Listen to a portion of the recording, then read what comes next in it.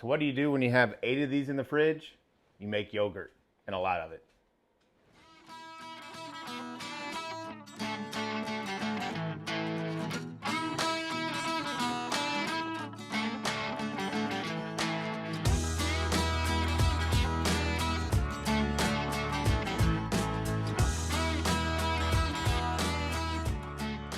Hey folks, welcome back to the Rockin' Sea Homestead. My name is Lance. I want to welcome you to our channel, and today we're in the kitchen and we're actually making yogurt with an Instapot with some of our fresh goat milk that we harvested from our ladies.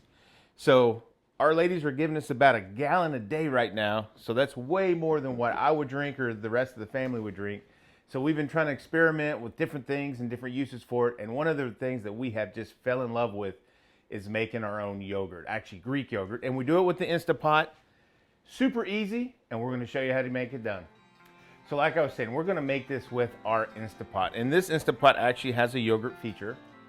Now, I've seen some videos and some other recipes that it kind of has different functionalities, so you have to kind of watch what the screen actually has on it. We're going to kind of step through some of those things, but you do have to watch out for that because it's a little bit different. It threw me off the first time, and our first batch didn't turn out as well as we thought it would. But since then we've learned, and we have learned a few other things. So this is an Instapot we've had for quite a while, just like your normal Instapot. But one of the things that we really like to cook in here is a recipe called stuffed bell pepper soup.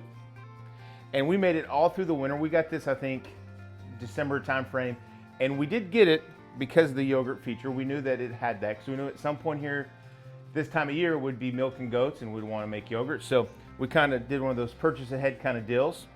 But one of the things we realized through the cooking process, an off smell had stayed behind, and we really hadn't noticed it before because we could, you couldn't taste it anything else. But that bell pepper soup, for whatever reason, it infused itself in this little rubber ring.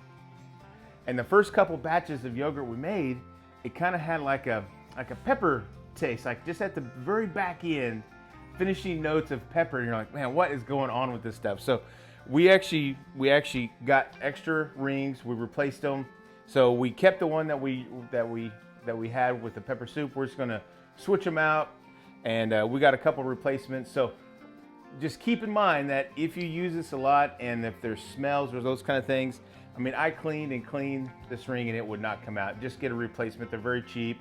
We'll link them down below from Amazon if you guys want to take a look at what we got. But since then, they've been perfect. All right, so when it comes to yogurt and the Instapot, super, super easy. You only need a few ingredients. First thing is you need a 1/2 gallon of fresh milk. It could be any kind of milk. It doesn't have to be farm fresh. It could be stuff that you buy at the store. It could be 2%.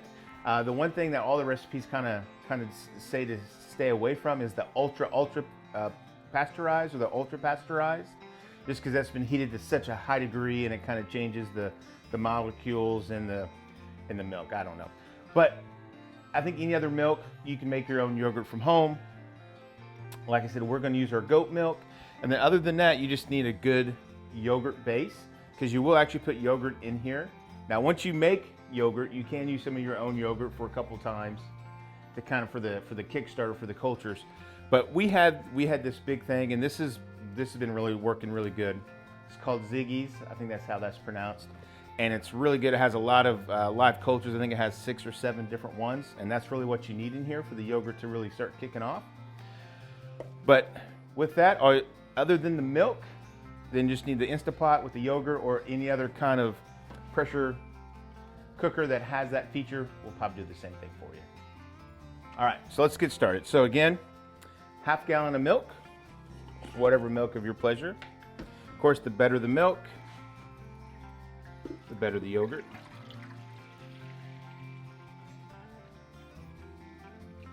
And again, whatever the milk tastes like is what the yogurt's going to kind of taste like, so keep that in mind. So we got a 1/2 gallon in there. And then from this point, what we're wanting to do is bring it up to boil, and the Instapot has a feature for that. So we're just going to close this up.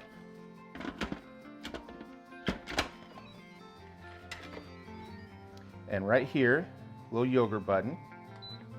Now on mine, I just have to keep pushing it until it says boil. Now some models have an adjust button right here. You can adjust it to where it switches over to this. And then once you get it to boil, you just let it sit there. And then once this activates, then it's going to start raising the temperature up and it's going to get to a boil. Now make sure that your little knob back here is at the venting. You don't want it to seal it up and pressurize it. You just want it to vent out. Really what you're doing is just bringing that up to a certain temperature. And again, that temperature is 180 degrees. So on ours, we do check. We have a thermometer that we'll bring out here in a minute. After this is done running, it usually takes about 10, 12 minutes, something like that. Once it's done running, we'll check the temperature. If it's not at 180 degrees, we'll show you what to do after that. But this is at this point, you just kind of let it set, walk away, and you come back when it beeps. All right, so the Instant Pot beeped. That means that this should be up to temperature, which is going to be 180 degrees. There's a little bit of suction there. And I like to kind of drain it off in a little bit of water there. So if you come over here, so you'll see there's a little bit of a film on top of it, which is fine. I just kind of mix all that in. You could pick it up and dispose of it. So you can definitely smell that it's warmed up. And we got us a thermometer here that we've been using for making cheese. It's a little digital thermometer. And you just kind of want to see how it reads there in the middle of the milk. So you know we're right there, right at 180 degrees. So I think we're good. Now, if it wasn't at 180 degrees and you needed to warm it up a little bit, all you'd have to do is come over here and hit the saute button with the lid off and just let it come up to that temperature, hit 180, turn it off. So at this point, we're going to take it out of the pot or out of the Instant Pot.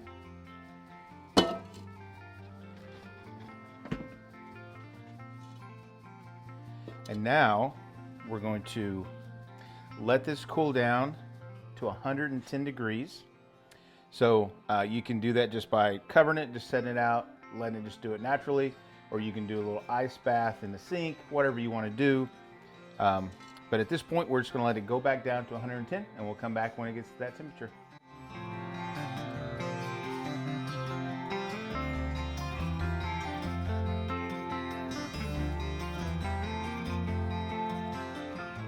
Okay, so as you can see, we're at 110 degrees. So now we're ready for the next step. It's when the fun part starts here.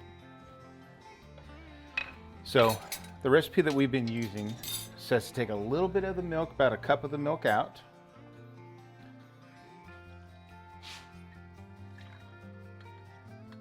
So that's good enough. And now you get your yogurt start. And again, we're just using this, I think it's pronounced Ziggy's. And you're going to take 2 tablespoons. And I just kind of do big 2 heaping spoons of it. I think there is a point where you get too much in there, but if you're close enough, just like that. And while you're doing this, while you're putting it in a second container, is you're just getting it mixed up. And then you just want to kind of get that blended. So you can use a fork or a whisk or whatever you may want. And I just get that incorporated.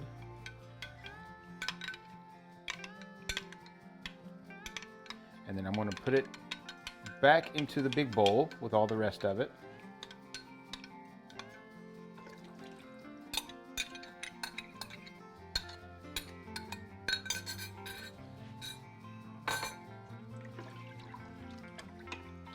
And just going to give it a good mix, and I may actually get out the whisk to make sure that all of that yogurt in there is incorporated.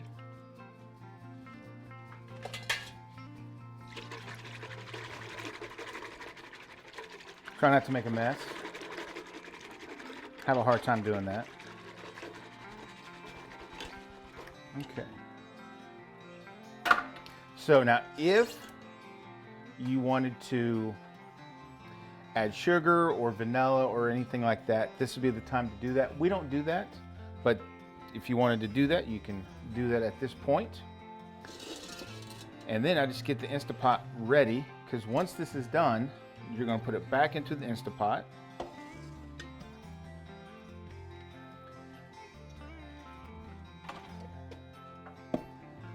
And you're going to put the lid back on.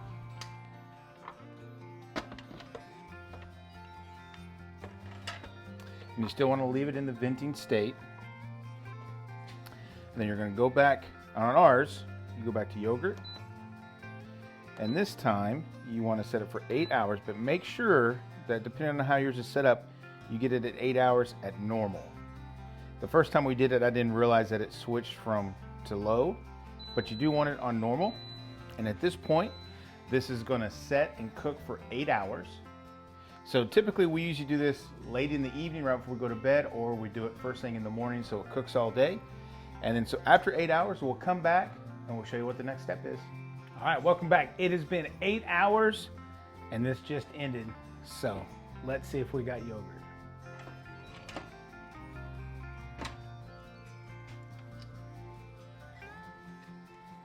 It smells like yogurt.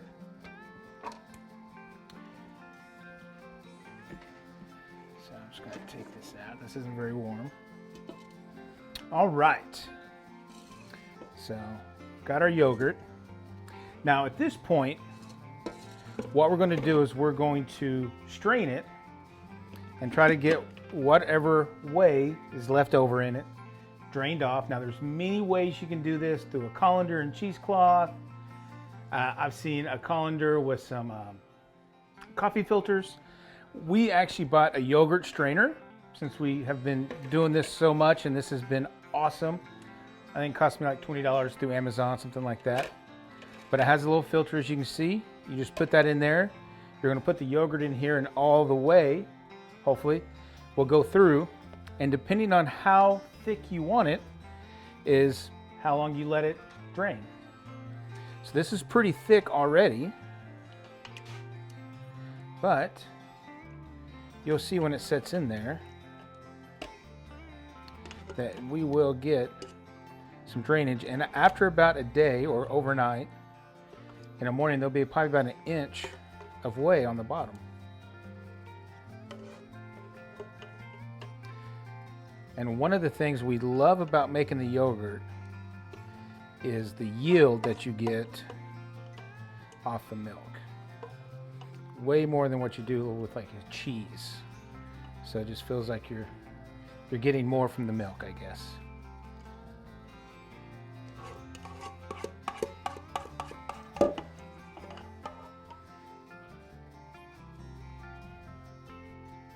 And at this point, it's as simple as just putting the lid on, and we're going to put it in the fridge and just let it drain.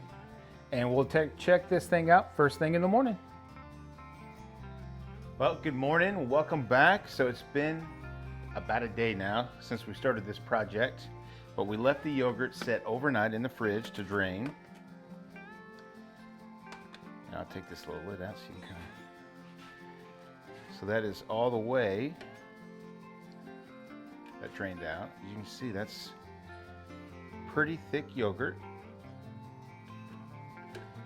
So this is more of a Greek style yogurt that we're making.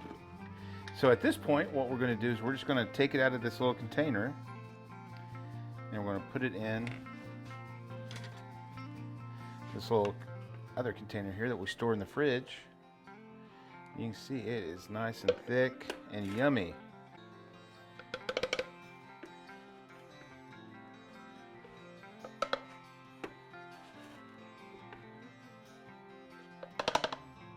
So our yogurt's all put up, we're ready to put it in the fridge. And actually, we had a little bit extra wouldn't fit in here, so I already made myself some breakfast. So, wide variety of things you can use the yogurt for. So what I like to do is just put a little bit of yogurt and a little bit of jam. I'm using some of our peach jam we made last year, and a little bit of granola. Again, one of the reasons we like to keep the yogurt just plain Jane, no flavoring, is everybody in the family can kind of mix it how they want it. Like my son likes honey and some other stuff, and maybe Marcy wants, strawberry jam in her yogurt. So it's just one of those things where it's very versatile and useful, and of course you can make other things with the yogurt itself. So, well guys, hopefully you learned how to make yogurt, and it's super easy. Hopefully you give it a try. Again, you can make this with any milk. It doesn't have to be home farm fresh goat milk or anything like that. You can just get milk anywhere you can. The best milk will make the best yogurt, so keep that in mind. But guys, thanks for coming back, watching our video all the way to the end. We really do appreciate that. If you have not subscribed to our channel, click that subscribe button, ring that bell so you get notified every time a video comes out. Of course, check us out on social media, Facebook, Instagram, all those links are down below. And from our Homestead ears, have a great day, and we'll catch you on the next video. Bye.